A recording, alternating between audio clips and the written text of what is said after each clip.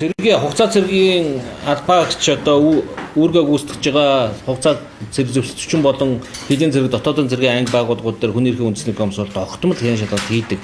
Одоо сая ч гэсэн бид бүхэн Говьалтай аймагт ажилладаг, Говьалтай аймагт үйл ажиллагаа явуулж байгаа. Одоо зөвшөөрөгчний анги дээр одоо хэн шалгалтын ажиллагаа танилцгааж зохион байгуулсан.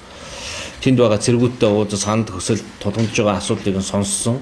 Ер нь өнгөрсөн хугацаанд хүний эрхийн үндэсний комисс нийтдээ нэг зөвшөөрөгчний анги байгууллагуудад нэг 70 орчим, хэдийн зэргийн анги байгууллагуудад нэг 60 орчим, дотоодын зэргийн анги байгууллагуудад нэг 10 гаруй удаа хэн шалгалтын ажлыг зохион байгуулсан байдаг. Өөрөөр хэлбэл хугацаа зэргийн албаа хаагчдын эрхийг хамгаалах чиглэлээр. За энэ Багнуур дүүрэг үйл ажиллагаа явуулж байгаа хэдийн зэргийн ангид дээр хугацаа зэргийн албаагч амнасаа алдсантай холбоотой асуудал өнгөрсөн 7 хоногт гарсан.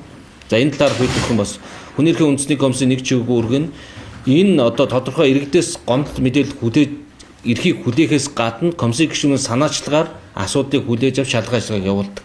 Яг өнөөдрийн энэ таны асуугаад байгаа одоо Багнуур дүүрэгт хэдийн зэргийн инженерийн ангийн хугацаа зэргийн албаагч малын суурин дээр гүрэг гүйцэтгэж байхдаа амиа орсон гэдэг асуудал манай дээр бүртгэгдээд одоо шалгах ажиллагаанд байгаа. За урдсан мэдээлэлээр бол цагдаагийн байгууллагаас эрүүгийн хэрэг үүсгээд шалгах ажиллагаа тэнд явагдаж байгаа. Бид бол тухайн одоо хугацаа зэргийн албаагч албан үүргээ гүйцэтгэж явах явцад ямар нэгэн одоо дарамт шахалт гэдэг юм уу одоо хүний эрхийн зөрчил байсан эсхийг нь бол тодорхой одоо тайлбар гаргуулахаар ажиллаж байгаа.